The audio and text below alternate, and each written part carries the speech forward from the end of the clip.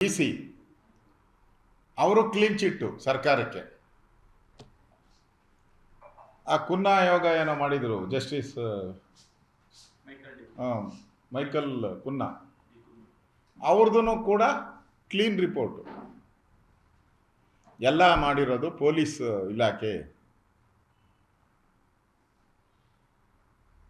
ಇಲಾಖೆಯವ್ರದ್ದೇ ಎಲ್ಲ ತಪ್ಪು, ನಮ್ಮದೇನು ತಪ್ಪಿಲ್ಲ, ಸರ್ಕಾರದ್ದೇನು ತಪ್ಪಿಲ್ಲ. ನನಗೆ ಹಂಗಾರೆ ಅರ್ಥ ಆಗಲಿಲ್ಲ. ನಾನು ಸರ್ಕಾರದಲ್ಲಿ ಭಾಳ ಸರಿ ಮಂತ್ರಿ ಆಗಿದ್ದೀನಿ. ಸರ್ಕಾರ ಬೇರೆ, ಇಲಾಖೆ ಬೇರೆನಾಗರೆ? ನಮಗೆಲ್ಲ ಗೊತ್ತಿರೋ ಅಂಥದ್ದು ಸರ್ಕಾರ ಇಲಾಖೆ ಎಲ್ಲ ಒಂದೇ ಅಂತ ನಮಗೆ ಗೊತ್ತಿರೋ ಅಂಥದ್ದು. ಯಾವಾಗ ಇವ್ರ ಮೇಲೆ ಆಪಾದನೆ ಬಂತು, ಇಲಾಖೆನೇ ಬೇರೆ ಸರ್ಕಾರನೇ ಬೇರೆ ಮಾಡಿಬಿಟ್ರು. ಹಂಗಾರೆ ಆದೇಶ ಕೊಟ್ಟವ್ರು ಯಾರು? ಈ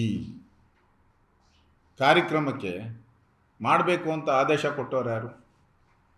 ಇದುವರೆಗೂ ಬಾಯ್ಬಿಟ್ಟಿಲ್ಲ.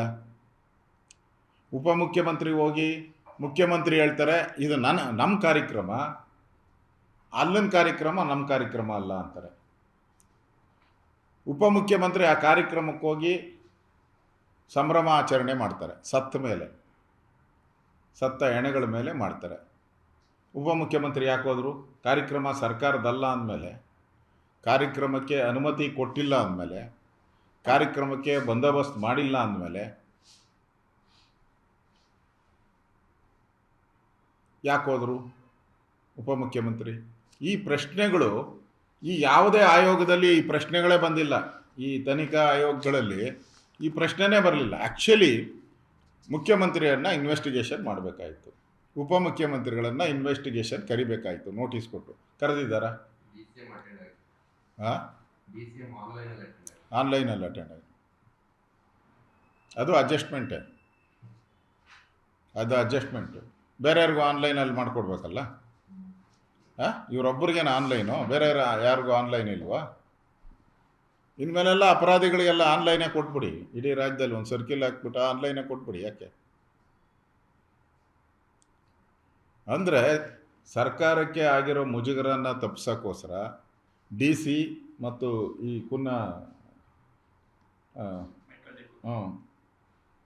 ಕುನ್ನಾ ಆಯೋಗ ಏನು ಉಪಯೋಗ ಮಾಡಿಕೊಂಡು ಮುಂದೆ ಬರೋ ಅಧಿವೇಶನದಲ್ಲಿ ಮುಖವನ್ನು ಮುಚ್ಕೊಳ್ಳೋ ಅಂಥದ್ದಕ್ಕೆ ಮಾಡ್ತಾ ಇರೋವಂಥ ಸ್ಪಷ್ಟವಾದಂಥ ಹುನ್ನಾರ ಇದು, ಕ್ಲೀನ್ ಹುನ್ನಾರ ಇದು. ಅಧಿವೇಶನದಲ್ಲಿ ಮರೆಮಾಚಕ್ಕೋಸ್ಕರ ನಾವು ನೋಡಿ ಆ ತನಿಖಾ ಆಯೋಗ ಮಾಡಿದ್ರಿ, ಇದು ರಿಪೋರ್ಟಿಂಗ್ ಬಂದಿದೆ ಅಂತ, ಇದೆಲ್ಲನೂ ಕೂಡ ಇವ್ರು ಹೇಳಿ ಮಾಡಿಸಿರೋದು. ಎರಡೂ ಡಿಟೋ. ಪಾಪ ಅಮಾಯಕ ಪೊಲೀಸ್ ಅಧಿಕಾರಿಗಳು ಗೇಟ್ ಪಾಸ್ ಕೊಟ್ಟಿದ್ದಾರೆ ಅವ್ರಿಗೆ. ಪೊಲೀಸ್ ಅಧಿಕಾರಿಗಳಿಗೆ ಆದೇಶ ಕೊಟ್ಟವ್ರದ್ದು ಮಾಡಿ ಅಂತ ಹೇಳಿದವ್ರಿಗೆ ಏನೂ ಶಿಕ್ಷೆ ಇಲ್ಲ. ಬಂದೋಬಸ್ತ್ ಮಾಡಿರೋದ್ರ ಬಗ್ಗೆ ದಾಖಲೆಗಳೆಲ್ಲ ನಾವು ಕಲೆಕ್ಟ್ ಮಾಡ್ತಾ ಇದ್ದೀರಿ. ಈಗ ದಾಖಲೆಗಳು ಬಂದೋಬಸ್ತ್ ಬಗ್ಗೆ ಎಲ್ಲನೂ ಕೂಡ, ಅವೆಲ್ಲರೂ ಕೂಡ ನಮ್ಮ ಹತ್ರ ದಾಖಲೆಗಳಿದೆ. ಪೇಜ್ಗಟ್ಟಲೆ ದಾಖಲೆ ಇದೆ ನಮ್ಮ ಹತ್ರ. ಈಗ ಯಾವ್ಯಾವ ರೋಡ್ಗಳಲ್ಲಿ ಎಷ್ಟೆಷ್ಟು ಪೊಲೀಸರನ್ನ ಹಾಕಿದ್ರು, ಯಾರ್ಯಾರಿದ್ದರು, ಸಬ್ ಇನ್ಸ್ಪೆಕ್ಟರ್ ಎಷ್ಟು ಜನ ಇದ್ದರು, ಇನ್ಸ್ಪೆಕ್ಟರ್, ಎಲ್ಲ ದಾಖಲೆಗಳು ನಮ್ಮ ಹತ್ರ ಇಲ್ಲಿದೆ. ದಾಖಲೆಗಳೆಲ್ಲ ಇದೆ. ಇದನ್ನು ಅಧಿವೇಶನದಲ್ಲಿ ನಾವು ಮಾತಾಡ್ತೀವಿ. ನನಗೆ ಅರ್ಥ ಆಗದೆ ಇರೋ ಅಂಥದ್ದು, ಇದಕ್ಕೋಸ್ಕರ ನ್ಯಾಯಮೂರ್ತಿ ಕುನ್ನಾ ಅವರ ನೇತೃತ್ವ ಆಯೋಗವನ್ನು ತರಾತುರಿಯಲ್ಲಿ ಮಾಡಿ ಅಧಿವೇಶನ ಮುಂಚೆ ಯಾಕೆ ರಿಪೋರ್ಟ್ ತೊಗೊಬೇಕಾಯಿತು? ನೀವು ಎಲ್ಲ ಆಯೋಗ ನೋಡಿ, ಇದುವರೆಗೂ ನೇಮಕ ಮಾಡಿರೋ ಎಲ್ಲ ಆಯೋಗಗಳು 3 ತಿಂಗಳು ಅಂತ ಆಗಿ 3 ವರ್ಷ, ಕೆಲವೆಲ್ಲ 30 ವರ್ಷ ಆಗಿದೆ. ಯಾವ್ಯಾವ ಆಯೋಗ ನೇಮಕ ಮಾಡಿದ್ದಾರೋ ಅವೆಲ್ಲ ಇದುವರೆಗೂ ಯಾರೂ ಕೊಟ್ಟೇ ಇಲ್ಲ ರಿಪೋರ್ಟು. ಎಲ್ಲ 4 ವರ್ಷ, 5 ವರ್ಷ, 6 ವರ್ಷ. ಕೆಂಪಣ್ಣ ಆಯೋಗ ಎಷ್ಟು ವರ್ಷಕ್ಕೆ ಬಂತು?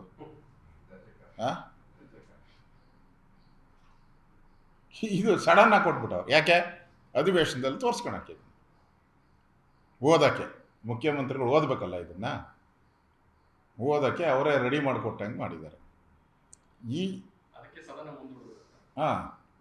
ಅದಕ್ಕೆ ಮುಂದಿನ ತಿಂಗಳು ಇದು ರಿಪೋರ್ಟ್ ಬರೋಕ್ಕೆ ಸದನ, ಆ್ಯಕ್ಚುಲಿ ಸದನ ನಮ್ಗೆ ಗೊತ್ತಿದ್ದ ಪ್ರಕಾರ 3:24 ಆ ಥರ ನಡಿಬೇಕಾಯ್ತು. ನಮಗೆ ಮಾಹಿತಿ ಇದ್ದಿದ್ದು, ನಮಗೆಲ್ಲ ಮೆಸೇಜ್ ಬಂದಿದ್ದು ಮುಂದೆ ಹಾಕ್ಬಿಟ್ರು. ಯಾಕೆ? ಈ ರಿಪೋರ್ಟ್ ಬಂದಿರಲಿಲ್ಲ. ಈಗ ರಿಪೋರ್ಟ್ ಬಂದಿದೆ, ಅದಕ್ಕೆ 11ನೇ ತಾರೀಕು ನಡೆಸ್ತಾರೆ. ಎಲ್ಲ ವಿಚಾರಗಳ ಮೇಲೆ ಇವತ್ತು ನೀವು ಸಾಧನಾ ಸಮಾವೇಶ ಮೈಸೂರಲ್ಲಿ ಮಾಡ್ತಾ ಇದ್ದೀರಲ್ಲ, ಆ ಮೈಸೂರಿನ ಮರ್ಮ ಏನು? ಮರ್ಮ, ಮೈಸೂರಿನ ಸಮಾವೇಶದ ಮರ್ಮ ಇದೆ. ನಾನು ಒದ್ದು ಕಿತ್ಕೊಂತೀನಿ ಅಂದ್ರಲ್ಲ, ಆ ಮೆಸೇಜ್ ಕೊಡೋಕ್ಕೆ, ನೀನು ಒದ್ದು ನನ್ನ ಕಿತ್ಕೊಳಕ್ಕಾಗಲ್ಲ ಅನ್ನೋ ಮೆಸೇಜ್ ಕೊಡೋವಂಥ ಒಂದು ಸಮಾವೇಶ ಅಷ್ಟೆ. ಒದ್ದು ಕಿತ್ಕೊಳೋರು ಒಂದು ಕಡೆ, ಈ ಒದ್ದು ಕಿತ್ಕೊಳಕ್ಕಾಗಲ್ಲ ಅನ್ನೋದು ಇನ್ನೊಂದು ಕಡೆ, ಎರಡು ಗುಂಪುಗಳ ಮಧ್ಯೆ ನಡೀತಾ ಇರುವಂಥ ಸಮಾವೇಶ ಅದು. ಇದಕ್ಕೆ ಜನರಿಗೆ 10 ನಯಾ ಪೈಸದು ಉಪಯೋಗ ಇಲ್ಲ. ಇವರಿಬ್ಬರ ಜಗಳಕ್ಕೆ ಸಾವಿರಾರು ಜನನ ಕರ್ಕೊಂಬಂದು ಬಸ್ಗಳು ಮಾಡಿ ಕರ್ಕೊಂಬಂದು ಸಮಾವೇಶ ಮಾಡ್ತಾಯಿದ್ದಾರೆ. ಆ ಸಮಾವೇಶಕ್ಕೆ ಏನೂ ಅರ್ಥ ಇಲ್ಲ. ಇದು ಬೋಗಸ್ ಸಮಾವೇಶ. ಜನರ ಸಾವಿನ ಮೇಲೆ ಮಾಡ್ತಾ ಇರುವಂಥ ಸಮಾವೇಶ.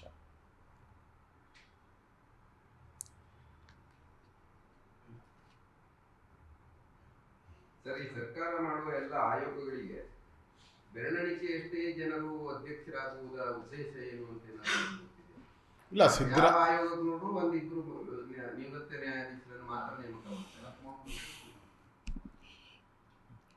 ಈ ಕಾಂಗ್ರೆಸ್ ಬಂದಾಗ ಇವರಿಬ್ಬರೇ, ನಾಗಮೋಹನ್ ದಾಸು, ಕುನ್ನಾ, ಪರ್ಮನೆಂಟು ಆಸ್ಥಾನ ವಿದ್ವಾಂಸರಿದ್ದಂಗೆ ಇವರಿಬ್ಬರು. ಮತ್ತು ರಿಪೋರ್ಟನ್ನು ಅವ್ರು ಕರೆಕ್ಟಾಗಿ ಇದುವರೆಗೂ ಅವರು ಕೊಟ್ಟಿರೋದು ಇವರಿಬ್ಬರೂ ಎಲ್ಲ ಕ್ಲೀನ್ ಚಿಟ್ಟೆ ಎಲ್ಲರಿಗೂ.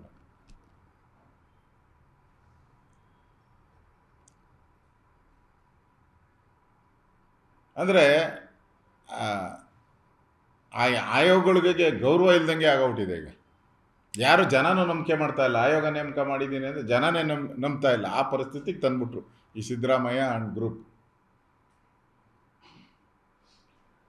ಆಯೋಗ ನೇಮಕ ಆದ ತಕ್ಷಣವೇ ಹೇಳ್ಬಿಡ್ತಾರೆ, ಜನ ಹೇಳ್ತಾರೆ ಇದು ಕ್ಲೀನ್ ಚಿಟ್ ಬಿಡು ಅಂತೇಳಿ. ಆ ಪರಿಸ್ಥಿತಿ ಇವತ್ತು ಸಿದ್ದರಾಮಯ್ಯನವರು ಪರ್ಮನೆಂಟು. ಆ್ಯಕ್ಚುಲಿ ನಿಷ್ಪಕ್ಷವಾದ ತನಿಖೆ ಆಗಬೇಕು ಅಂದರೆ ಹೈಕೋರ್ಟ್ಗೆ ಬರಿಬೇಕು. ಇವರು ಹೈಕೋರ್ಟಿನ ಮುಖ್ಯ ನ್ಯಾಯಾಧೀಶರಿಗೆ ಪತ್ರ ಬರಿಬೇಕು, ದಯವಿಟ್ಟು ಒಳ್ಳೆಯ ಒಬ್ಬ ನುರಿತ ನ್ಯಾಯಾಧೀಶರನ್ನು ಕೊಡಿ ಅಂತೇಳಿ ಬರಿಬೇಕು. ಬರೆಯೋದೇ ಇಲ್ಲ, ಇವರೇ ಸೆಲೆಕ್ಟ್ ಮಾಡಿಬಿಡ್ತಾರೆ. ಅಂದರೆ ಅರ್ಥ, ಇವ್ರಿಗೆ ಯಾರು ಕ್ಲೀನ್ ಚೀಟ್ ಕೊಡ್ತಾರೋ ಅವ್ರಿಗೆ ಆಸ್ಥಾನ ವಿದ್ವಾಂಸಕರಿಗೆ ಮಣೆ ಹಾಕಿದ್ದಾರೆ. ಅದರಿಂದ ಯಾರಿಗೂ ಇದ್ರ ಮೇಲೆ ವಿಶ್ವಾಸ ಇರಲ್ಲ. ಬೈರ್ತಿ ಬಸವರಾಜ್ ಅವ್ರದ್ದು ನಮ್ಮ ಶಾಸಕರು, ಅವ್ರ ಮೇಲೆ ಯಾವುದೋ ಕೊಲೆ ಕೇಸಲ್ಲಿ 5ನೇ ಅಪರಾಧಿ ಮಾಡಿದ್ದಾರೆ. ಯಾವ ಕೊಲೆ ಆಗಿದೆ, ಅವ್ರ ತಾಯಿ ನಿನ್ನೆ ಮಾಧ್ಯಮದ ಮುಂದೆ ಬಂದು ನಾನು ಬೈರ್ತಿ ಬಸವರಾಜ್ ಹೆಸರು ಹೇಳಲೇ ಇಲ್ಲ ಅಂತ ಹೇಳಿದ್ದಾರೆ. ಆದರೂ ಸರ್ಕಾರದ ಚಿತಾಮಣಿಯಿಂದ ಒಬ್ಬ ಶಾಸಕರು, ಅಂದರೆ ವಿರೋಧ ಪಕ್ಷದ ಶಾಸಕರನ್ನು ಬಡಿಬೇಕು, ಕಿರುಕುಳ ಕೊಡಬೇಕು ಅಂಥೇಳಿ ಮಾಡಿರುವಂಥ ಘಟನೆ ಸ್ಪಷ್ಟವಾಗಿ ಕಾಣ್ತಾ ಇದೆ. ನಾನು ಕೂಡ ಮಾಧ್ಯಮದಲ್ಲಿ ನಿನ್ನೆ ಆ ಒಂದು ಮಹಿಳೆಯ ಹೇಳಿಕೆಯನ್ನು ನೋಡಿದ್ದೀನಿ. ಆ ಮಹಿಳೆ ಸ್ಪಷ್ಟವಾಗಿ ಹೇಳಿದ್ದಾರೆ, ನಾನು ಅವ್ರ ಹೆಸರು ಹೇಳಲೇ ಇಲ್ಲ, ಅವರೇ ಬರ್ಕೊಂಡಿದ್ದಾರೆ ಅಂತ ಹೇಳಿದ್ದಾರೆ. ಅಂದರೆ ಪೊಲೀಸರು ಯಾರು ಒತ್ತಡದ ಮೇಲೆ ಕೆಲಸ ಮಾಡ್ತಾ ಇದ್ದಾರೆ. ಇಲ್ಲಿ ನಿಷ್ಪಕ್ಷವಾದಂಥ ತನಿಖೆ ಆಗ್ತೈತೆ ಅನ್ನೋ ವಿಶ್ವಾಸ ನಮ್ಯಾರಿಗೂ ಕಾಣ್ತಾ ಇಲ್ಲ. ಈ ಥರದ ದ್ವೇಷದ ರಾಜಕಾರಣ ಮಾಡಿದ್ರೆ ನಾಳೆ ನಿಮಗೂ ಇದೇ ಅಪ್ಲೈ ಆಗುತ್ತೆ ಅನ್ನೋದನ್ನು ಅರ್ಥ ಮಾಡ್ಕೊಬೇಕು ಕಾಂಗ್ರೆಸ್ ಅವರು. ನೀವು ಇದೇ ಥರ ಮಾಡ್ಕೊಂಡು ಹೋದರೆ ನಿಮಗೂ ಇದೇ ಥರ ಅಪ್ಲೈ ಆಗುತ್ತೆ. ಈ ಥರ ರಾಜಕಾರಣ ಕರ್ನಾಟಕದ ರಾಜಕೀಯದಲ್ಲಿ ಒಳ್ಳೆಯದಲ್ಲ. ಇದು ಈ ಪಾಲಿಟಿಕ್ಸ್ ಏನಿದ್ರು ಆಂಧ್ರದಲ್ಲಿ, ತಮಿಳ್ನಾಡಲ್ಲಿ ನಡೀತಾ ಇತ್ತು. ಕರ್ನಾಟಕದಲ್ಲಿ ಈ ಥರದ ಪಾಲಿಟಿಕ್ಸ್ ಮಾಡುವಂಥದ್ದು ತಪ್ಪು. ಇದು ಅಪಚಾರವನ್ನು ಕಾಂಗ್ರೆಸ್ ಅವರು ಮಾಡ್ತಾ ಇದ್ದಾರೆ. ಅದಕ್ಕೆ ನ್ಯಾಯಾಲಯಕ್ಕೆ ಈಗಾಗಲೇ ಬೈರತಿ ಬಸವರಾಜ್ ಅವರು ನ್ಯಾಯಾಲಯಕ್ಕೆ ಮೊರೆ ಹೋಗಿದ್ದಾರೆ. ನ್ಯಾಯ ಸಿಗ್ತೈತೆ ಅನ್ನೋ ವಿಶ್ವಾಸ ಇದೆ. ಈಗಾಗಲೇ ನೋಟಿಸ್ ಕೊಟ್ಟಿದ್ದಾರೆ 2 ದಿನದಲ್ಲಿ ಹಾಜರಾಗಬೇಕು ಅಂತ. ಸೊ ಮನೆಗೆ ಅಡ್ರೆಸ್ಸಿ ಬಂದಿದ್ದಾರೆ. ಮಗ ರಿಸೀವ್ ಮಾಡಿದ್ದಾರೆ, ಕೋರ್ಟ್ಗೆ ಹೋಗಿದ್ದಾರೆ, ಅಪೀಲ್ ಮಾಡಿದ್ದಾರೆ. ಇವತ್ತು ಕೋರ್ಟಲ್ಲಿ ಕೇಸ್ ಇದೆ ಅವರು. ನ್ಯಾಯಾಲಯ ತೀರ್ಮಾನ ತೆಗೆದುಕೊಳ್ತದೆ. ಇನ್ನೊಂದು ಪ್ರಮುಖವಾಗಿ ಕಳೆದ 2 ವರ್ಷದಲ್ಲಿ ಯಾವುದೇ ರೀತಿ ಅಭಿವೃದ್ಧಿ ಕಾರ್ಯಗಳಾಗಿಲ್ಲ. MLAಗಳು ಏರಿಯಾದಲ್ಲಿ ಕೆಲಸ ಮಾಡೋಕ್ಕೆ ಮುಖ ಇಟ್ಕೊಂಡು ಹೋಗಲಾರ್ದಂಥ ಪರಿಸ್ಥಿತಿ ಅಂತ ಕಾಂಗ್ರೆಸ್ MLAಗಳೇ ಹೇಳಿದ್ದಾರೆ. 2 ವರ್ಷದಿಂದ ಹೊಡೆದ ತೆಂಗಿನಕಾಯಿ ಗುದ್ದಲಿ ಪೂಜೆ ಮಾಡಿದ್ದು ಇದುವರೆಗೂ ಪ್ರಾರಂಭ ಆಗಿಲ್ಲ ಅಂತೇಳಿ ಕಾಂಗ್ರೆಸ್ ಅವರು ಆಪಾದನೆ ಕೂಡ ಮಾಡಿದ್ದಾರೆ. ಕಾಂಗ್ರೆಸ್ ಅಂತಲ್ಲ, ಇಡೀ ರಾಜ್ಯದಲ್ಲಿ ಅದೇ ಪರಿಸ್ಥಿತಿ. ಅಭಿವೃದ್ಧಿಗೆ ಹಣ ಇಲ್ಲ. ರಾಯರೆಡ್ಡಿನೇ ಕ್ಲಿಯರಾಗಿ ಹೇಳಿದ್ದಾರೆ, 2000 ಬೇಕಾ ಅಭಿವೃದ್ಧಿ ಬೇಕಾ ತೀರ್ಮಾನ ಮಾಡಿ ಅಂತ ಹೇಳ್ಬಿಟ್ಟಿದ್ದಾರೆ. ಆದರೆ ಈಗ ಏಕಾಏಕಿ 50 ಕೋಟಿ ರೂಪಾಯಿ ಹಣವನ್ನು ಬಿಡುಗಡೆ ಮಾಡಿದ್ದೀನಿ ಅಂತೇಳಿ ಸರ್ಕ್ಯುಲರು ಬಂದಿದೆ. ಅಲ್ಲೂ ತಾರತಮ್ಯ ಮಾಡಿದ್ದಾರೆ. BJPಯವ್ರಿಗೆ 25 ಕೋಟಿ ಏನೋ ಕೊಡ್ತೀನಿ ಅಂತ ಸುದ್ದಿ, ಇನ್ನೂ ಅದು ಗ್ಯಾರಂಟಿ ಗೊತ್ತಿಲ್ಲ. JDS ಮತ್ತು BJPಗೆ 25 ಕೋಟಿ, ರೂಲಿಂಗ್ ಪಾರ್ಟಿಗೆ 50 ಕೋಟಿ ಕೊಡ್ತೀರಿ ಅಂತ ಹೇಳಿದ್ದಾರೆ. ಇಲ್ಲೂ ಕೂಡ ತಾರತಮ್ಯ ಮಾಡ್ತಾರೆ. ತಾರತಮ್ಯದ ಬಗ್ಗೆ ದೊಡ್ಡ ಧ್ವನಿ ಎತ್ತುತ್ತಾರೆ. ಸಿದ್ದರಾಮಯ್ಯನವ್ರು ಕೇಂದ್ರಕ್ಕೆ ಹೋಗಿ ನಮ್ಗೆ ಇಷ್ಟು ಅನ್ಯಾಯ ಆಗಿದೆ, ಈಗ ಅನ್ಯಾಯ ಆಗಿದೆ. ನೀವು ಇಲ್ಲಿ ಮಾಡಿ ತೋರಿಸ್ಬಿಟ್ಟಿದ್ದೀರಲ್ಲ, ಈಗ ಅಫಿಷಿಯಲ್ಲಾಗೆ ಮಾಡಿ ತೋರಿಸಿದ್ದೀರಲ್ಲ. ಯಾವ ಮುಖ ಇಟ್ಕೊಂಡು ಕೇಂದ್ರ ಸರ್ಕಾರವನ್ನು ಕೇಳ್ತೀರ? ನ್ಯಾಯಯುತವಾಗಿ ಎಲ್ಲರಿಗೂ, ಎಲ್ಲ ಶಾಸಕರಿಗೂ ಸಮಾನವಾಗಿ ಅಭಿವೃದ್ಧಿ, ಯಾಕಂದರೆ ರಾಜ್ಯ ಅಭಿವೃದ್ಧಿ ಆಗಬೇಕಂದ್ರೆ ಎಲ್ಲ ತಾಲೂಕುಗಳು ಅಭಿವೃದ್ಧಿ ಆಗಬೇಕು. ಯಾವುದೋ ಒಂದು ತಾಲೂಕು ಅಭಿವೃದ್ಧಿ ಆದರೆ ಆಗಲ್ಲ. ಕೂಡಲೇ ರಾಜ್ಯ ಸರ್ಕಾರ, ಮುಖ್ಯಮಂತ್ರಿಗಳು ಎಲ್ಲರಿಗೂ ಅನುದಾನವನ್ನು ಈಕ್ವಲ್ಲಾಗಿ ಕೊಡಬೇಕು. ಇಡೀ ರಾಜ್ಯ ಅಭಿವೃದ್ಧಿ ಆಗಬೇಕಾದ್ರೆ ಈ ತಾರತಮ್ಯ ಮಾಡಬಾರ್ದು. ನಿಮ್ಗೆ ಯಾರಿಗೋ ಇಂಡಿವಿಜುವಲ್ ಆಗಿದ್ದರೆ ಏನೋ ನೀರಾವರಿ ಯೋಜನೆ ಆ ಥರದ್ದು ಕೊಟ್ಕೊಳ್ಳಿ, ಆದರೆ ಸಾಮೂಹಿಕವಾಗಿ ಕೊಡುವಾಗ ಈ ತಾರತಮ್ಯ ಮಾಡೋವಂಥದ್ದು ಒಳ್ಳೆಯದಲ್ಲ. ಇಲ್ಲ, ಸುರ್ಜೇವಾಲಾ ಬಂದ ಮೇಲೆ ಎಲ್ಲ ಶಾಸಕರು ಈ ಸರ್ಕಾರ ಸತ್ತೋಗಿದೆ, ಒಂಚೂರು ಅಭಿವೃದ್ಧಿ ಕಾರ್ಯಕ್ಕೆ 10 ಪೈಸೆ ಕೊಡಲಿಲ್ಲ ಅಂಥೇಳಿ ದೊಡ್ಡ ಗಲಾಟೆನೇ ಆಗಿದೆ. ಅದ್ರ ಜೊತೆಗೆ ಅಧಿವೇಶನನೂ ಕೂಡ ಬರ್ತಾ ಇದೆಯಲ್ಲ. ಅಧಿವೇಶನದಲ್ಲೂ ಈಗ ಎಲ್ಲ ಕಡೆ ಮಾತು, ಇಡೀ ಕರ್ನಾಟಕದಲ್ಲಿ ಮೂಲೆ ಮೂಲೆಯಲ್ಲೂ ಮಾತಾಗ್ತಾ ಇರೋದು, ಈ ಸರ್ಕಾರ ಬಂದ ಮೇಲೆ ಏನೂ ಅಭಿವೃದ್ಧಿ ಆಗ್ತಾ ಇಲ್ಲ, ರಸ್ತೆಗಳೆಲ್ಲ ಹಳ್ಳ ಬಿದ್ದಿದೆ. ಇಡೀ ರಾಜ್ಯದಲ್ಲಿ ಯಾವುದೇ ಆಸ್ಪತ್ರೆ ಇರ್ಬೋದು, ಔಷಧಿಗಳಿಲ್ಲ, ಸ್ಕೂಲ್ಗಳೆಲ್ಲ ಸೋರುತ್ತಿರುವುದು ಮನೆ ಮಾಳಿಗೆ ಅನ್ನೋ ರೀತಿ ಆಗ್ತಾಯಿದೆ. ಸ್ಕೂಲ್ಗಳೆಲ್ಲ ಸೋರ್ತಾ ಇದೆ, ರಿಪೇರಿಗೂ ಕಾಸಿಲ್ಲ. ಬೆಂಗಳೂರು ರಸ್ತೆ ಅಂತೂ ನೋಡೋಕ್ಕೆ ಸಾಧ್ಯ ಇಲ್ಲ, ಅಷ್ಟು ಹಾಳಾಗೋಗ್ಬಿಟ್ಟಿದೆ. ಅದರಲ್ಲಿ ಟನಲ್ ರೋಡ್ ಬೆಳೆ ಮಾಡೋಕ್ಕೆ ಹೋಗ್ತಾ ಇದ್ದಾರೆ. ರೋಡ್ ಮೇಲೇ ಟನಲ್ಗಳಾಗ್ತವೆ. ಇವರು ಟನಲ್ ರೋಡ್ಗೆ 1 ಲಕ್ಷ ಕೋಟಿ ಖರ್ಚು ಮಾಡ್ತಾರೆ. ಅದು ಯಾವಾಗ ಮುಗೀತತ್ತೋ, ಶುರು ಯಾವಾಗ ಆತತ್ತೋ ಮುಗೀತತ್ತೋ ಬ್ರಹ್ಮನಿಗೂ ಗೊತ್ತಿಲ್ಲ. ಅದು ಅದೇ ಟೆಂಡರ್ ಕರೆದು ಮುಗಿಸ್ಕೊಂಡು ಹೊರಟೋತಾರೆ. ಟೆಂಡರ್ ಕರೆದು ಮುಗಿಸ್ಕೊಂಡು ಹೊರಟೋತಾರೆ ಅಷ್ಟೇ. ಅದರಿಂದ ಬೆಂಗಳೂರು ಜನಕ್ಕೆ ಉಪಯೋಗ ಏನಾಗ್ತದೆ? ಅಷ್ಟು ದುಡ್ಡು ಕೊಟ್ಟು ಯಾರು ಹೋಗ್ತಾರೆ? ಆ ಟನಲ್ ರೋಡ್ಗೆ ಖರ್ಚು ಮಾಡೋವಂಥ ದುಡ್ಡು ಟೋಲ್ಗೆ ಯಾರು ಕೊಡ್ತಾರೆ? ಅಷ್ಟು ದುಡ್ಡು ಕೊಡೋಕ್ಕೆ ಸಾಧ್ಯನೇ ಇಲ್ಲ. ಅದು ಫೀಸಿಬಿಲಿಟಿ ಬರೋದೇ ಇಲ್ಲ. ಅದು ಬದಲಾಗಿ ಆಲ್ಟರ್ನೇಟಿವ್ ಬೇರೆ ಬೇರೆ ಯೋಜನೆಗಳನ್ನು ಮಾಡ್ಬೋದಾಯಿತು. ಇರೋ ರಸ್ತೆಗಳು ಸರಿಯಾಗಿ ಮಾಡ್ಬೋದಾಯಿತು, ಫ್ಲೈಓವರ್ಗಳನ್ನು ಬೇಗ ಮುಗಿಸ್ಬೋದಾಯಿತು, ಮೆಟ್ರೋ ಇನ್ನಷ್ಟು ಮೆಟ್ರೋ ಏರಿಯಾವನ್ನು ವಿಸ್ತೀರ್ಣೆ ಮಾಡ್ಬೋದಾಯಿತು. ಅದಾದರೆ ಪರ್ಮನೆಂಟಾಗಿ ಆಗ್ತಾಯಿತ್ತು. ಮತ್ತು ಬೇಗ ಮೆಟ್ರೋ ಕಾಮಗಾರಿಗಳೆಲ್ಲ 2 ಅಥವಾ 3 ವರ್ಷದಲ್ಲಿ ಮುಗಿದೋಗ್ತದೆ ಒಂದೊಂದು ಲೈನ್. ಇದು ಎಷ್ಟು ವರ್ಷಕ್ಕೆ ಮುಗಿತತೆ ಅನ್ನೋದು ಗ್ಯಾರಂಟಿನೇ ಇಲ್ಲ. ಅಷ್ಟರಲ್ಲಿ ಇವು ಸರ್ಕಾರನೇ ಇರಲ್ಲ. ಸರ್, ಇದೇ ವಿಚಾರವಾಗಿ ಸಂಸದರು ತೇಜಸ್ವಿ ಸೂರ್ಯ ಮತ್ತು ನಮ್ಮ ವಿಪಕ್ಷ ನಾಯಕರು ಅಶೋಕ್ ಅವರು ಹೋರಾಟ ಮಾಡ್ತಾರೆ ಈ ವಿಚಾರವಾಗಿ ಅಂತ ಹೇಳಿ. ಹೌದು, ನಾವು ಬೆಂಗಳೂರವರು, ನಾವು ಇಲ್ಲೇ ಹುಟ್ಟಿದಿರಿ, ಇಲ್ಲೇ ಬದುಕ್ತೀರಿ, ಇಲ್ಲೇ ಸಾಯೋವಂಥ ಜನ. ನಾವು ಬೆಂಗಳೂರವ್ರು. ನಮ್ಮ ಪ್ರತಿಯೊಂದು ಇಂಚಿಂಚು ಗೊತ್ತಿದೆ ನಮಗೆ. ಬೆಂಗಳೂರಿನ ಹಾರ್ಡ್ ರಾಕ್ ಇದು, ಬೇರೆ ದೇಶದ ಥರ ಅಲ್ಲ, ಬೇರೆ ರಾಜ್ಯದಲ್ಲ. ಇಲ್ಲಿ ಹಾರ್ಡ್ ರಾಕ್ ಇದೆ. ಇದು ಗಟ್ಟಿ ಶಿಲೆಗಳಿರೋವಂಥದ್ದು. ಕೊರೆಯುವಂಥದ್ದಕ್ಕೆ ಭಾಳ ದುಡ್ಡು ಹಣ ತಗೊತೈತೆ, ಮತ್ತು ಭಾಳ ಟೈಮ್ ತಗೊತೈತೆ. ಮತ್ತು ಅದರಿಂದ ಇಷ್ಟು ದೊಡ್ಡ ರಸ್ತೆ ನೀವು ಮಾಡೋದಾದರೆ ಮೇಲ್ಗಡೆ ಬರೋವಂಥ ಬಿಲ್ಡಿಂಗ್ಗಳ ಕತೆ ಏನು? ತಂತ್ರಜ್ಞಾನ ಇದೆ ಅಂತ ಹೇಳ್ತಾರೆ. ಕೊರೆಯೋ ತಂತ್ರಜ್ಞಾನ ಇದೆ, ಕೆರ್ಕೊಳೋ ತಂತ್ರಜ್ಞಾನನೂ ಇದೆ ಅವ್ರ ಹತ್ರ. ಕೊರೆಯೋ ತಂತ್ರಜ್ಞಾನನೂ ಇದೆ, ಕೆರ್ಕೊಳೋ ತಂತ್ರಜ್ಞಾನನೂ ಇದೆ. ಅವೆರಡು ಬೇಡ ಅಂತ, ಕೊರೆಯೋದು ಬೇಡ, ಕೆರ್ಕೊಳೋದು ಬೇಡ. ನಾನು ಹೇಳೋದು, ಮೊದಲು ನೀವು ಮೇಲ್ಗಡೆ ಇರೋ ರಸ್ತೆನೆಲ್ಲ ಕಣ್ಣಿಗೆ ಕಾಣೋ ರಸ್ತೆಗಳನ್ನು ಮಾಡಿ. ಫಸ್ಟು ಕಣ್ಣಿಗೆ ಕಾಣೋ ಎಲ್ಲ ರಸ್ತೆಗಳನ್ನು ಮಾಡಿ. ನೋಡಪ್ಪ ಎಷ್ಟು ನೀಟಾಗಿದೆ ರಸ್ತೆಗಳು, ಈಗ ನಾವು ಟನಲ್ ರೋಡ್ ಮಾಡ್ತೀರಿ ಅಂತ ಮಾಡಿ. ಜನ ಅಕ್ಸೆಪ್ಟ್ ಮಾಡ್ತಾರೆ, ಜನ ವೆಲ್ಕಮ್ ಮಾಡ್ತಾರೆ. ಮೇಲೆ ಎಲ್ಲ ಕಿತ್ತು ಹೋಗಿ ಓಡಾಡೋಕ್ಕೆ ಆಗ್ತಾ ಇಲ್ಲ. ಆ BMTC ಡ್ರೈವರ್ಗೆ ಕೇಳಬೇಕು, ಅವರೇನೋ ಸ್ಟ್ರೈಕ್ ಹೋಗ್ತಾ ಇದ್ದಾರೆ. ಈಗ ಸಾರಿಗೆ ಇಲಾಖೆಯವರು ಏನೋ ಸ್ಟ್ರೈಕ್ ಏನೋ ಕಾಲ್ಫರ್ ಮಾಡಿದ್ದಾರೆ. ಮಾಡಲಿ, ಅದು ಮಾಮೂಲಿ ಗಿರಾಕಿಲ್ಲ, ಮಾಡೇ ಮಾಡ್ತಾರೆ. ಅದರಿಂದ ಇಲ್ಲಿ ರಸ್ತೆಗಳನ್ನು ಸರಿಯಾಗಿ ಮಾಡಿ, ನೀವು ಟನಲ್ ರೋಡನ್ನ ಮಾಡಿದರೆ ಯಾರು ನಿಮಗೆ ಅಬ್ಜೆಕ್ಷನ್ ಮಾಡ್ತಾ ಇರಲಿಲ್ಲ. ರಸ್ತೆಗೆ ಹಣ ಬಿಡುಗಡೆ ಮಾಡಿಲ್ಲ ನೀವು, ಎಲ್ಲಿ ಬಿಡುಗಡೆ ಮಾಡಿದರೆ ಹೇಳಿ?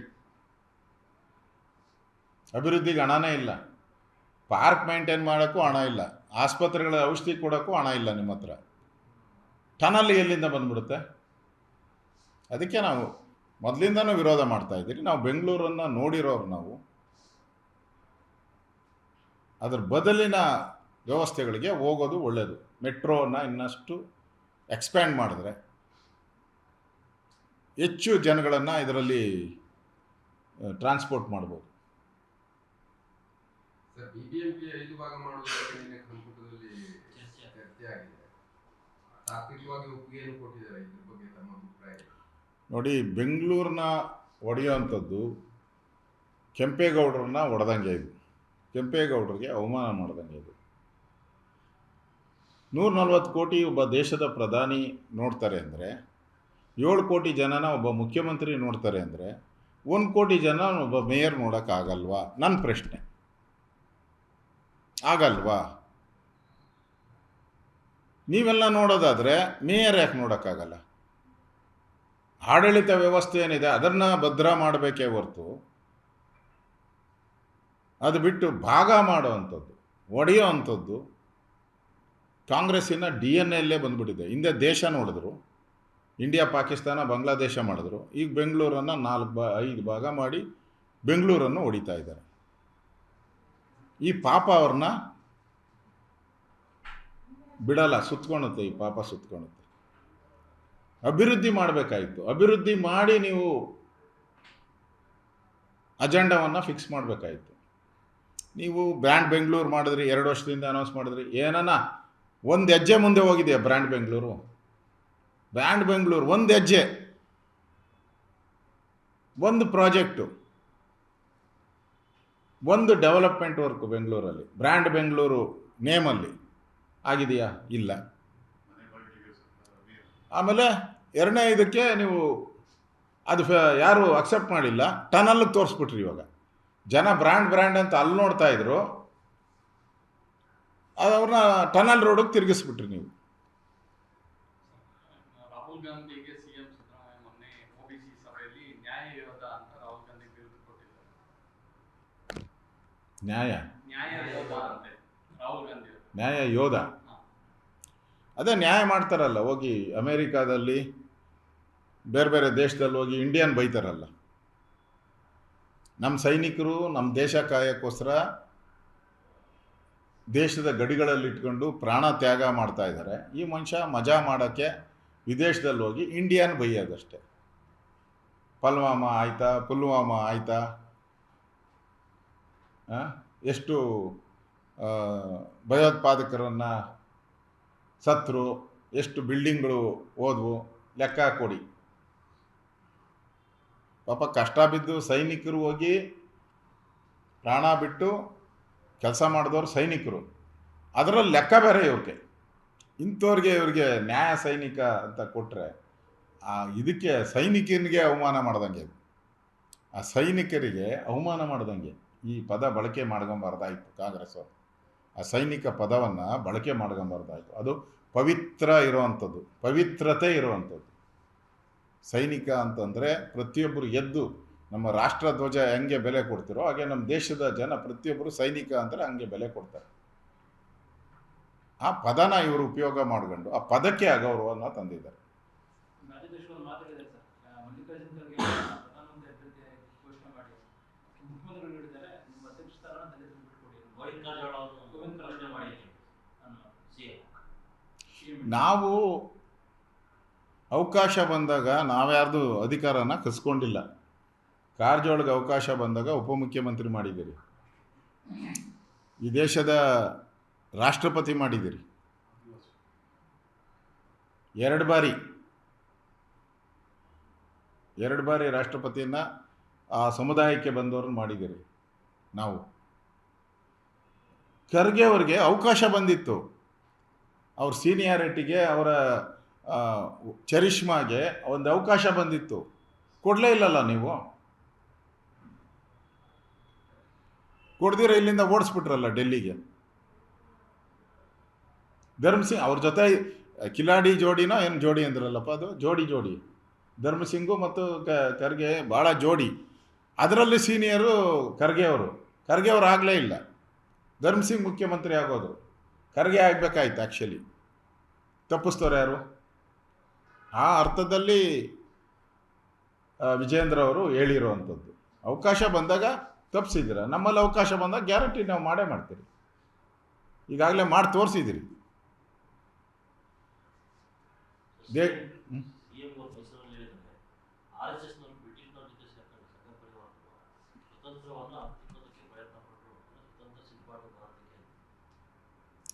ಸಿದ್ದರಾಮಯ್ಯನವರು ಯಾವ ಸ್ವತಂತ್ರದಲ್ಲಿ ಹೋರಾಟ ಮಾಡಿದರು? ಫಸ್ಟ್ ಸಿದ್ದರಾಮಯ್ಯನವರು ಹೇಳಬೇಕು, ನಾನು ಇಂಥ ಸ್ವಾತಂತ್ರ್ಯ ಸಂಗ್ರಾಮದಲ್ಲಿ ನಾನು ಜೈಲಿಗೆ ಹೋಗಿದ್ದೆ, ನಾನು ರಾಷ್ಟ್ರಧ್ವಜ ಹಿಡ್ಕೊಂಡು ಮೆರವಣಿಗೆ ಮಾಡಿದ್ದೆ ಅಂತ ಫಸ್ಟ್ ಹೇಳಿ. ಅದು ಬೇಡ, 2ನೇ ಸ್ವಾತಂತ್ರ್ಯ ಸಂಗ್ರಾಮ ಆಯ್ತಲ್ಲ, ಎಮರ್ಜೆನ್ಸಿ ಅವಾಗೂ ನಾಪತ್ತೆ ಈ ಮನುಷ್ಯ. ಅವಾಗೂ ಬರಲಿಲ್ಲ, ಅವಾಗ ಕಾಂಗ್ರೆಸ್ಸಲ್ಲಿ ಇರಲಿಲ್ಲ, ವಿರೋಧ ಪಾರ್ಟಿಯಲ್ಲಿದ್ದರು, ಅವಾಗೂ ಪತ್ತೆ ಇಲ್ಲ. ಮೊದಲನೇ ಸ್ವಾತಂತ್ರ್ಯ ಸಂಗ್ರಾಮದಲ್ಲೂ ಪತ್ತೆ ಇಲ್ಲ ನೀವು, 2ನೇ ಸ್ವಾತಂತ್ರ್ಯ ಸಂಗ್ರಾಮದಲ್ಲೂ ನೀವು ಪತ್ತೆ ಇಲ್ಲ. ಈಗ RSS ಎಲ್ಲೋಗಿತ್ತು, BJP ಎಲ್ಲೋಗಿತ್ತು ಅಂತ ಕೇಳ್ತೀರಾ. ಈಗಿರೋ ಯಾವ ಕಾಂಗ್ರೆಸ್ ಅವರು ತೋರಿಸಿ, ಯಾರೋ ಹೋಗಿರೋರು ಸ್ವಾತಂತ್ರ್ಯ ಸಂಗ್ರಾಮದಲ್ಲಿ ಪಾಲ್ಗೊಂಡಿರೋವಂಥ ಕಾಂಗ್ರೆಸ್ ಅವ್ರು ಯಾರು? ಅಪ್ಪ ಅವ್ರು ಪುಣ್ಯಾತ್ಮರು ಇದ್ದರು. ಮಹಾತ್ಮ ಗಾಂಧೀಜಿಯವರು ಅವರು ಮಾಡಿದ್ದಷ್ಟೇ. ಅವ್ರು ಹೇಳಿದ್ರಲ್ಲ, ಕಾಂಗ್ರೆಸ್ಸನ್ನು ಡಿಸಾಲ್ವ್ ಮಾಡಿ ಅಂತ ಹೇಳಿದ್ರು. ಮಾಡಿದ್ರ ನೀವು? ಮಾಡಲೇ ಇಲ್ಲ. ಸ್ವಾತಂತ್ರ್ಯ ಯೋಧರಿಗೆ ಏನು ಬೆಲೆ ಕೊಟ್ರಿ ನೀವು? ಡಿಸಾಲ್ವ್ ಮಾಡಿ ನಮ್ಮ ಸ್ವಾತಂತ್ರ್ಯಕ್ಕೋಸ್ಕರ ಕಾಂಗ್ರೆಸ್ ಪಾರ್ಟಿಯನ್ನು ನಾವು ಪ್ರಾರಂಭ ಮಾಡಿದ್ದು. ನಮ್ಮ ಸ್ವಾತಂತ್ರ್ಯ ಸಿಕ್ತು, ಡಿಸಾಲ್ವ್ ಅಂದರು, ನೀವು ಮಾಡಿದ್ರ? ಕಾಂಗ್ರೆಸ್ ಪಾರ್ಟಿ ಹೆಸರು ಹೇಳಕ್ಕೆ ಈಗಿರೋವಂಥ ಕಾಂಗ್ರೆಸ್ಸು ಡೂಪ್ಲಿಕೇಟ್ ಕಾಂಗ್ರೆಸ್. ಈಗಿರೋದು ಇಂದಿರಾ ಗಾಂಧಿ, ಸೋನಿಯಾ ಗಾಂಧಿ, ರಾಹುಲ್ ಗಾಂಧಿ ಕಾಂಗ್ರೆಸ್ಸು. ಹಳೆ ಕಾಂಗ್ರೆಸ್ಗೂ ಈ ಕಾಂಗ್ರೆಸ್ಗೂ ಏನು ಸಂಬಂಧ ಇಲ್ಲ. ಓಕೆ, ವಿಪಕ್ಷ ನಾಯಕರಿಗೆ ಇಲ್ಲಿವರೆಗೂ ಸಹ ನಿವಾಸವನ್ನು ಕೊಟ್ಟಿಲ್ಲ ನೀವು. ಸರ್ಕಾರಿ ವಿಪಕ್ಷ ಇಬ್ಬರಿಗೂ ಕೊಟ್ಟಿಲ್ಲ, ಮೇಲ್ಮನೆಯವರು ಕೊಟ್ಟಿಲ್ಲ, ಕೆಳಮನೆಯವರು ಕೊಟ್ಟಿಲ್ಲ. ನೀವು ಪತ್ರದ ಮೇಲೆ ಪತ್ರ ಬರೀತಿದ್ದೀರಾ ಅಂದ್ರೆ ವಿಪಕ್ಷ ನಾಯಕರನ್ನು ಅವರು ಸರ್ಕಾರ ಸರಿಯಾಗಿ ಪರಿಗಣಿಸ್ತಾ ಇಲ್ವಾ? ಅವರು ಈಗ ಅದೇ ಡ್ಯಾಮ್ ಯಾವುದೋ ಸಿಂಗನೂರು ಡ್ಯಾಮ್ ಶಿವಮೊಗ್ಗದಲ್ಲಿ, ಸಿಗಂದೂರು ದೇವಸ್ಥಾನ ಅಲ್ಲೇ ಇದೆ. ಸಿಗಂದೂರು ಪತ್ರ ಬರೆದ್ರು, ಏನು ಪ್ರೋಟೋಕಾಲ್ ಮೇಂಟೈನ್ ಆಗಿಲ್ಲ ಅಂತ. ನಾನು ನನ್ನ ಪ್ರೋಟೋಕಾಲ್ ಪ್ರಕಾರನೇ ನಾನು ಅರ್ಜಿ ಕೊಟ್ಟಿದ್ದೀನಿ, 5 ಅರ್ಜಿ ಕೊಟ್ಟಿದ್ದೀನಿ. 6 ಪತ್ರಗಳನ್ನು ಒಂದಾದ ಮೇಲೆ ಒಂದು ಕಂಟಿನ್ಯೂಸ್ ಆಗಿ ಬರೆದಿದ್ದೀನಿ, 6 ಪತ್ರ. ಇದೇ ಸಿದ್ದರಾಮಯ್ಯನವರು ವಿರೋಧ ಪಕ್ಷ ನಾಯಕ ಇದ್ದಾಗ ನಾನು ಮಂತ್ರಿ ಇದ್ದೆ. ಆ ಸಂದರ್ಭದಲ್ಲಿ ನನಗೆ ಇದೇ ಮನೆ ಬೇಕು. ನಾನು ಹೇಳಿದೆ, ಇಲ್ಲ ಸರ್ 7 ಕ್ವಾರ್ಟರ್ಸ್ ತಗೊಳ್ಳಿ, ಇಲ್ಲ ಮುನ್ರಡ್ಡಿ ಪಾಳ್ಯದಲ್ಲಿ ಇರೋ ತಗೊಳ್ಳಿ ಎಂದೆ. ಹತ್ರ ಅಲ್ಲಿ ಎಲ್ಲ ಅವರೇ ಇರೋದು. No no no no no no no ಅಂದರು. ಕೊನೆಗೆ ಅವ್ರು ಕೇಳಿದ್ದೇ ನಾವು ಕೊಟ್ರಿ. ಆ್ಯಕ್ಚುಲಿ ಕಾಗೇರಿ ಅವ್ರಿಗೆ ಅದು ಅಲಾಟ್ ಆಗಿತ್ತು, ಸ್ಪೀಕರ್ ಅವ್ರಿಗೆ. ನನಗೆ ಇಲ್ಲಿ ವೆಸ್ಟ್ ಎಂಡ್ ಹತ್ರ ನನಗೆ ಅಲಾಟ್ ಆಗಿತ್ತು. ನನಗೆ ಮುಖ್ಯಮಂತ್ರಿಗಳು ಫೋನ್ ಮಾಡಿ, ಯಡಿಯೂರಪ್ಪನವರು, ನೀನು ಬೇಡ, ನೀನು ಅದು ವೆಸ್ಟ್ ಎಂಡ್ ಬಿಟ್ಕೊಡು, ಅದು ಕಾಗೇರಿಗೆ ಕೊಡ್ತೀರಿ, ಕಾಗೇರಿ ಇದನ್ನು ಸಿದ್ದರಾಮಯ್ಯನವ್ರು ಕೊಡ್ತೀರಿ ಅಂತೇಳಿ ಅವ್ರು ಕೇಳಿದ್ದನ್ನೇ ಕೊಟ್ಟಿದ್ದೀರಿ. ಹಂಗೆ ಅಂದ್ಬಿಟ್ಟು ನಾನು ಅದೇ ಬೇಕು ಅಂತ ಕೇಳಿಲ್ಲ. 3 ಚಾಯ್ಸ್ ಕೊಟ್ಟಿದ್ದೀನಿ ನಾನು. 3 ಚಾಯ್ಸ್, 3ರಲ್ಲಿ ಒಂದು ಮಾಡಿ ಅಂತ ಹೇಳಿ ಕಳೆದ 2 ವರ್ಷದಿಂದ ಪತ್ರದ ಮೇಲೆ ಪತ್ರ ಬರೀತಾ ಇದ್ದೀನಿ. ಆದರೂ ನನಗೇನು ಕೊಟ್ಟಿಲ್ಲ, ಮನೇನೂ ಕೊಟ್ಟಿಲ್ಲ. ಇವರು ದೊಡ್ಡ ಪ್ರಜಾಪ್ರಭುತ್ವ ಬಗ್ಗೆ, ಡೆಮಾಕ್ರಸಿ ಬಗ್ಗೆ ಬುದ್ಧಿವಾದ ಹೇಳ್ತಾರೆ, ಪ್ರೋಟೋಕಾಲ್ ಬಗ್ಗೆ, ನೀತಿ ಸಂಹಿತೆ ಬಗ್ಗೆ ದೊಡ್ಡ ದೊಡ್ಡ ಭಾಷಣ. ಪ್ರಧಾನಿಗೂ ಪತ್ರ ಬರೀತಾರೆ, ನೀತಿ ಸಂಹಿತೆ ಹೆಂಗಿರಬೇಕು, ಪ್ರೋಟೋಕಾಲ್ ಹೆಂಗಿರಬೇಕು ಅಂತ ಪ್ರಧಾನಮಂತ್ರಿಗೂ ಲೆಟರ್ ಬರೀತಾರೆ. ಇಲ್ಲಿ ನೀವೇ ಪ್ರೋಟೋಕಾಲ್ ಮೇಂಟೈನ್ ಮಾಡ್ತಾ ಇಲ್ಲಲ್ಲ, ನೀವೇ ಪ್ರೋಟೋಕಾಲ್ನ ಮೇಂಟೈನ್ ಮಾಡ್ತಾ ಇಲ್ಲ. ಒಬ್ಬ ವಿರೋಧ ಪಕ್ಷದ ನಾಯಕನಿಗೆ ನಾನು ಹೇಳಿದೆ, ನೀವು ಯಾವ್ದು ತಗೊಂಡಿದ್ದಾರೆ ಅದೇ ಕೊಡಿ, ನಿಮ್ಮದು ನೀವು ಯಾವ ಮನೆ ತಗೊಂಡಿರೋ ಅದೇ ಕೊಡಿ ಅಂದ್ರೂ ಕೊಡಲ್ಲ ಅಂತೀರಲ್ಲ. ಕೇಳಿದ್ರೆ ಅಲಾಟ್ ಮಾಡಿಬಿಟ್ಟಿದ್ದೀರಿ ಅಂತ. ನಾವು ಅಲಾಟ್ ಮಾಡಿದ್ದನ್ನ ಬಿಟ್ಕೊಟ್ಟಿದ್ದು, ನಾವು ಅಲಾಟ್ ಆಗಿದ್ದನ್ನ ಚೇಂಜ್ ಮಾಡಿ ಕೊಟ್ಟಿದ್ದೀರಿ ಅವ್ರಿಗೆ. ನೀವು ಆ ಥರ ಸೌಜನ್ಯ ಮಾಡಬೇಕಾಯ್ತಲ್ಲ. ಆ ಥರ ಡೆಮಾಕ್ರಸಿಯಲ್ಲಿ ಆಡಳಿತ ಮತ್ತು ವಿರೋಧ ಪಕ್ಷ ಅವೆರಡನ್ನೂ ಕೂಡ ಒಂದು ಎತ್ತಿನ ಗಾಡಿಗೆ 2 ಎತ್ತುಗಳಿದ್ದಂಗೆ, ಅದು ಎರಡೂ ಸರಿಯಾಗಿ ಹೋಗ್ಬೇಕು. ನೀವು ಇಲ್ಲೇ ಅವಮಾನ ಮಾಡ್ತಾ ಇದ್ದೀರಲ್ಲ. ಮತ್ತು ಕೇಂದ್ರಕ್ಕೆ ಯಾಕೆ ಕೇಳ್ತೀರಾ? ಪತ್ರಗಳ ಮೇಲೆ ಪತ್ರ ಬರೆದು ಅನ್ಯಾಯ ಅಂತ ಕೇಳ್ತೀರಲ್ಲ. ಅಗೌರವ, ಶಿಷ್ಟಾಚಾರ ಉಲ್ಲಂಘನೆ ಅಂತ. ಈಗ ಶಿಷ್ಟಾಚಾರ ನೀವೇ ಉಲ್ಲಂಘನೆ ಮಾಡಿದಿರಲ್ಲ. ಶಿಷ್ಟಾಚಾರ ಅವ್ರು ಮೊನ್ನೆ ಉಲ್ಲಂಘನೆ ಮಾಡಿದ್ದಾರೆ ಅಂತ ಹೇಳಿದಿರ. ನೀವು 2 ವರ್ಷದಿಂದ ಶಿಷ್ಟಾಚಾರ ಉಲ್ಲಂಘನೆ ಮಾಡ್ಕೊಂಡೇ ಬಂದಿದ್ದೀರಲ್ಲ. ಅದರಿಂದ ಹೇಳೋದೊಂದು ಮಾಡೋದೊಂದು ಆಗಬಾರ್ದು. ಸರಿ, ಶಿಷ್ಟಾಚಾರ ಉಲ್ಲಂಘನೆ ವಿಚಾರದಲ್ಲಿ ಯಡಿಯೂರಪ್ಪ ಮತ್ತು ಸಿದ್ದರಾಮಯ್ಯ ಮಧ್ಯೆ ಒಳ ಒಪ್ಪಂದ ಆಗಿದೆ ಅಂತ ಯತ್ನಾಳ್ ಅವರು ಆರೋಪ ಮಾಡಿದ್ದಾರೆ. ಯಾವ ವಿಚಾರ? ಸಿಗಂದೂರು ವಿಚಾರ.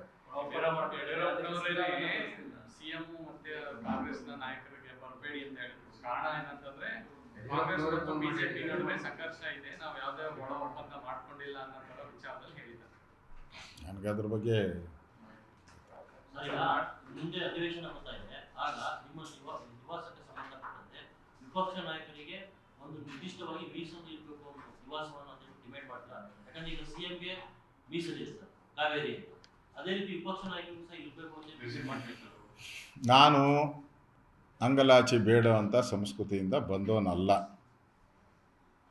ಕೊಡಲಿಲ್ಲ ಅಂದರೆ ಮುಂದೆ ಅವರಿಗೆ ಇದೇ ಪನಿಷ್ಮೆಂಟು ಕಾದದ್ದು. ನೆಕ್ಸ್ಟ್ ಅವರೂ ವಿರೋಧ ಪಕ್ಷವಾಗಿ ಬರಲೇಬೇಕಲ್ಲ. ಯಾಕಂದರೆ 30 ವರ್ಷದಿಂದ ಯಾರು ಕಂಟಿನ್ಯೂಸ್ ಗೌರ್ಮೆಂಟ್ ಮಾಡಿದವರು ಇಲ್ಲೇ ಇಲ್ಲ. ಕಂಟಿನ್ಯೂಸ್ ಚೇಂಜ್ ಆಗ್ತಾನೇ ಇದೆ. ಮುಂದೆ ಬಂದಾಗ ಅವ್ರಿಗೂ ಇದೇ ಸ್ಥಿತಿನೇ. ಅವ್ರಿಗೂ ಮನೆಲೆಸ್, ಹೋಮ್ಲೆಸ್. ಹೋಮ್ಲೆಸ್ಸೇ ಅವ್ರಿಗೂ ಗ್ಯಾರಂಟಿ, ಹೋಮ್ಲೆಸ್. ನಾಳೆ ಕಾಂಗ್ರೆಸ್ ಸಮಾವೇಶ ನಡೀತಿದೆ. ಒಂದು ಸಿದ್ದರಾಮಯ್ಯ ಶಕ್ತಿ ಪ್ರದರ್ಶನ ಆಯ್ತು, ಅದೇ ಇನ್ನೊಂದು ಸ್ಪೆಷಲ್ ಟ್ರ್ಯಾಕ್ ಎಲ್ಲ ಮಾಡಿದ್ದಾರೆ ಸರ್. ಸಿದ್ದರಾಮಯ್ಯ ಮಧ್ಯೆ ಹೋಗೋದಕ್ಕೆಲ್ಲರೂ ಕೂಡ ಜನರ ನಡುವೆ ಹೋಗೋದಕ್ಕೆ ಅಂದರೆ ಅದೇ ಈಗಿನ ನಡುವೆ ಕಾಂಗ್ರೆಸ್ ಎಲ್ಲಿದೆಯಪ್ಪ ಅಲ್ಲ, ಡಿ ಕೆ ಶಿವಕುಮಾರ್ ಎಲ್ಲಿದೆಯಪ್ಪ ಟ್ರೆಂಡ್ ಇದು? ಡಿ ಕೆ ಶಿವಕುಮಾರ್ ಸಿಎಂ ಆಗ್ತಾರೆ ಚರ್ಚೆ ಇದೆ. ಅಲ್ಲಪ್ಪ, ಇಷ್ಟು ದಿನ ಅವರು ಜನಗಳ ಮಧ್ಯೆ ಇರಲಿಲ್ಲ. ನಾನೊಂದು ತೀರ ನೀನೊಂದು ತೀರ ಇದ್ದರು.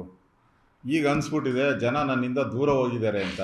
ಅದಕ್ಕೆ ಟ್ರ್ಯಾಕ್ ಮಾಡಿಬಿಟ್ಟು ಜನಗಳ ಮಧ್ಯೆ ಹೋಗ್ಬಿಟ್ರೆ ನಾನು ಜನದ ಮಧ್ಯೆ ಇದ್ದೀನಿ ಅಂತ ತಿಳ್ಕೊತಾರೆ ಜನ ಅಂತ.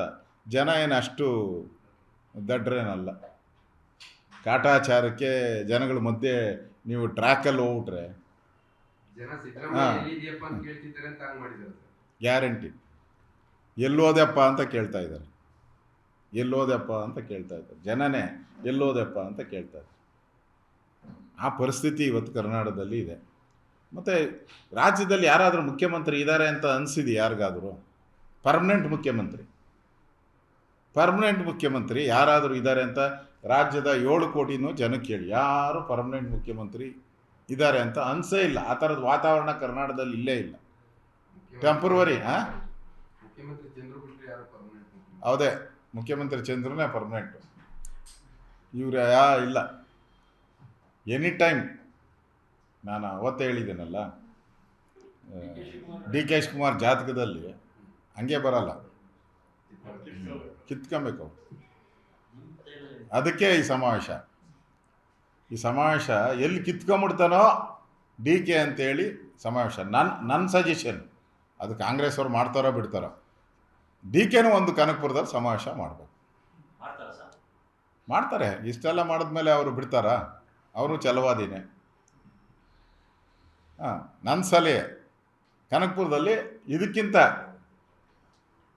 ಅವರು 2 ಲಕ್ಷ ಅಂತ ಹೇಳವ್ರೆ, 5 ಲಕ್ಷ ಸೇರಿಸಿ ಡಬಲ್ ಸಮಾವೇಶ ಮಾಡಬೇಕು. ಆವಾಗ ಸಿ ಎಮ್ಗೆ ಇವ್ರು ಲಾಯಕ್ ಅಂತ ಜನ ತಿಳ್ಕೊಂತಾರೆ. ಸೇರಿಗೆ ಸಭಾ ಸೇರು, ಇದು ಹಾಗೆ ಆತೈತೆ ನೋಡಿ. ಒಂದಲ್ಲ ಒಂದು ವಿಧದಲ್ಲಿ ಮಾಡೇ ಮಾಡ್ತಾರೆ ಅವರು. ಶಕ್ತಿ ಪ್ರದರ್ಶನ. ಗ್ಯಾರಂಟಿ ಶಕ್ತಿ ಪ್ರದರ್ಶನ ಮಾಡೇ ಮಾಡ್ತಾರೆ. ಈಗ ಹಂತಕ್ಕೆ ಬಂದ್ಬಿಟ್ಟಿದೆ. ಯುದ್ಧ ಅಲ್ಲಿಗೆ ಬಂದು ನಿಂತಿದೆ. ಯಾರು ನೋಡಿ ಇವರಿಬ್ಬರು ನದ್ದು ಡಿ ಕೆ ಸಿದ್ದರಾಮಯ್ಯನ ಮಧ್ಯೆ. ಸರ್, ಈಗ ಯತ್ನಾಳ್ ಅವ್ರು ಮಾತಾಡಿದ್ದಾರೆ ಸರ್. ಸಾಕಪ್ಪ, ಜಾಸ್ತಿ ಆಯ್ತು. ಯಾಕೆ ಯತ್ನಾಳ್ ಅಂದ್ರೆ ಏನು? ಇದಲ್ಲ, ಯತ್ನಾಳ್ ಹೊಸ ಪಕ್ಷ ಕಟ್ತೀವಿ ಅಂತ ಹೇಳಿದ್ರು ಸರ್. ವಿಜಯನಗರ ಅಧ್ಯಕ್ಷ ಏಯ್, ನಾನು ಫುಲ್ ಓದ್ತಾ ಇದ್ದೀನಿ ಈಗ. ಇದ್ರದ್ದು RCBದು ಇನ್ನೂ ರೆಡಿ ಆಗಬೇಕದು. ನೋಡೋ, ಇಷ್ಟೇ ಇಲ್ಲಿ ಪುಸ್ತಕ ಇದೆ, ಇಷ್ಟು ಅಂತ ತಗೊಂಡಿದ್ದೀನಿ. ಪೂರ್ತಿ ಓದಿದೆ ಹಾಂ ಕಾಲ್ಬಿಡ್ತೀನಿ. ಹಾಂ ಓದೋದಷ್ಟು ಓದಾಯ್ತು. ಹ್ಞೂ ಕೂಡ ಓದಿದೆ. ಇನ್ನು ಮಿನಿಸ್ಟರ್ ಓದಿಲ್ವಂತೆ ಸರ್. ಪಾರ್ಲಿಮೆಂಟ್ ಅವರು ಹೇಳಿದ್ದಾರೆ ಮೂರ್ ಇನ್ನೂ ಪುಟ ಓದೇ ಇಲ್ಲ ಅಂತ ಓದಿದ್ದಾರೆ. ಹೇಳಿದ್ದಾರೆ. ಹೋಮ್ ಮಿನಿಸ್ಟರ್ ಓದೇ ಇಲ್ಲ ಅಂತ ಹೇಳಿದ್ದಾರೆ. ಹಾಂ, ಅವರು ಏನು ಓದ್ತಾರೆ ಅವರು? ಹೋಮ್ ಮಿನಿಸ್ಟ್ರು ಓದೋದೇ ಇಲ್ಲ. ಹಾಂ. ನೋಡಲಾಗುವುದು, ಮಾಡಲಾಗುವುದು, ಪರಿಶೀಲಿಸಲಾಗುವುದು. ಹಾಂ ಹಾಂ ಹಾಂ, ನಿಂತ್ಕೊಬೇಕಾ? ಫೋಟೋ ಹೊಡ್ಕೊತಾರೆ. ಇದು ಕುನ್ನಾ ಆಗೋದು ಕ್ಲೀನ್ ಚಿಟ್ ರಿಪೋರ್ಟ್. ಸರ್, ಒಂದು ಕೋರ್ಟಲ್ಲಿ ಓದ್ಲಾ? ವರದಿನ ಮುಚ್ಚಿಟ್ಟು ಕೊಡಬೇಕು ಅಂತ ಇದೆ, ಬಿಡುಗಡೆ ಆಗೋಗಿದೆ ಸರ್.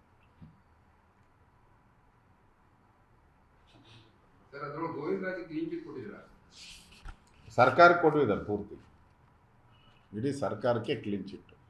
ಪೊಲೀಸರು ತಪ್ಪು, ಅವರಿಂದನೇ ತಪ್ಪು. RCB ತಪ್ಪು, ಅವರಿಂದನೇ ಆಗಿರೋದು. RCBಯಿಂದನೇ ಆಗಿರೋದು. ಹಾಂ ವಿರಾಟ್ ಕೊಹ್ಲಿ ಹೆಸರು. ಹಾಂ ವಿರಾಟ್ ಕೊಹ್ಲಿದು ಹಾಂ ಮಾಡಿದ್ದಾರೆ. ಇಷ್ಟೆಲ್ಲ ಆದಮೇಲೂ ಕೊನೆಯಲ್ಲಿ ಕಾಡುವಂಥ ಪ್ರಶ್ನೆ ಇಡೀ ರಾಜ್ಯದ ಜನತೆಗೆ, ಇವ್ರು ಸನ್ಮಾನ ಮಾಡುವಂತ ಹೇಳಿ ಕರೆದವರು ಯಾರು? ಕೊಹ್ಲಿ ಬಂದು ಏರ್ಪೋರ್ಟ್ಗೆ ದಯವಿಟ್ಟು ಬನ್ನಿ ಸರ್ಕಾರದವರು ಅಂತ ಏರ್ಪೋರ್ಟ್ಗೆ ಕೊಹ್ಲಿ ಏನನ್ನ ಕರೆದಿದ್ರಾ? RCB ಅವ್ರು ಕರೆದಿದ್ರಾ? ದಾಖಲೆ ಬಿಡುಗಡೆ ಮಾಡಿ. ಮತ್ತು ಅವ್ರನ್ನ ಪೈಲಟ್ ಮಾಡೋಕ್ಕೆ ಉಪಮುಖ್ಯಮಂತ್ರಿ ಹೋಗೋದಕ್ಕೆ ಪ್ರಾವಿಷನ್ ಇದೆಯಾ ಪ್ರೋಟೋಕಾಲಲ್ಲಿ? ಮತ್ತು RCB ಬಾವುಟನ ಒಬ್ಬ ಮಂತ್ರಿ ಹಿಡಿಯೋಕ್ಕೆ ಸಾಧ್ಯನಾ? ದಾರಿ ಉದ್ದಕ್ಕೂ ಇವೆಲ್ಲ ಯಕ್ಷ ಪ್ರಶ್ನೆಗಳು. ಸರ್ಕಾರದ ಬಳಿ ಇದಕ್ಕೆ ಉತ್ತರ ಇಲ್ಲ. ಸರ್ಕಾರದ ಬಳಿ ಉತ್ತರ ಇಲ್ಲ. ಸರ್ಕಾರ ನಮಗೂ ಇದಕ್ಕೂ ಸಂಬಂಧ ಇಲ್ಲ ಅನ್ನೋ ನುಣ್ಚ್ಕೊಳೋ ಅಂಥಕ್ಕೆ ಏನು ಬೇಕೋ ಅಷ್ಟು ತಯಾರು ಮಾಡ್ತಾ ಇರೋವಂಥ ಒಂದು ವರದಿಗಳನ್ನು, ಒಂದಾದಮೇಲೆ ಒಂದು ವರದಿಗಳನ್ನು ಸರ್ಕಾರ ಬಿಡುಗಡೆ ಮಾಡ್ತಾ ಇದೆ ಅಷ್ಟೇ.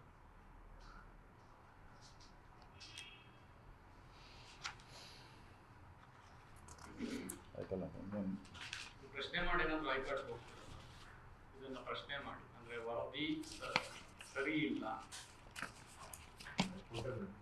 ಮಾಡೇ ಮಾಡ್ತೀವಿ. ಕೋರ್ಟಲ್ಲಿ ನಡೀತಾ ಇದೆ. ನಮ್ಮಲ್ಲೂ ಕೆಲವರು ಫಾಲೋ ಮಾಡ್ತಾ ಇದ್ದಾರೆ, ಫಾಲೋ ಮಾಡ್ತಾ ಇದೆ. ಅಧಿವೇಶನದಲ್ಲಿ ಇದ್ರ ಬಗ್ಗೆ ಚರ್ಚೆ ಮಾಡ್ತೀರಿ. ಗ್ಯಾರಂಟಿ ಅಧಿವೇಶನದಲ್ಲಿ ಇದ್ರ ಬಗ್ಗೆ ಚರ್ಚೆ ನಡೀತದೆ. ಸರ್, ಈ ಯುದ್ಧದಲ್ಲಿ ಗೆಲ್ಲೋರು ಯಾರು sir? Last sir DK Shivakumar ಯುದ್ಧ ಬಂದಿದೆ ಫೈನಲ್ ಗೆಲ್ಲೋರು ಯಾರು? ಈಗ ನಾನು ಹೇಳಿದ್ದೀನಲ್ಲ ಸಜೆಷನ್ನು, DKನೂ ಒಂದು ಕನಕಪುರದಲ್ಲಿ ಸಮಾವೇಶ ಮಾಡಿದ್ರೆ ಅವಾಗ ನಮ್ಮ ಟ್ಯಾಲಿ ಮಾಡ್ಕೊಂತೀರಿ ಯಾರ್ದು ಸ್ಟ್ರಾಂಗ್ ಅಂತ ಹೇಳ್ಬಿಟ್ಟು. ಆಮೆ ಯಾರು ಮೊಲ ಯಾರು? ಯಾರು ಸ್ಟ್ರಾಂಗ್ ಅಂತ. ಆಮೆ ಯಾರು ಮೊಲ ಯಾರು? ಇಬ್ಬರು ಕಿರಾತಕರೇ. ಏನು ಇಲ್ಲಿ ಬಿಡು, ಏನು ತಪ್ಪೇನು? ಒಬ್ರಿಗೊಬ್ಬರು ಫೈಟ್ ಕೊಡ್ತಾವ್ರಲ್ಲ.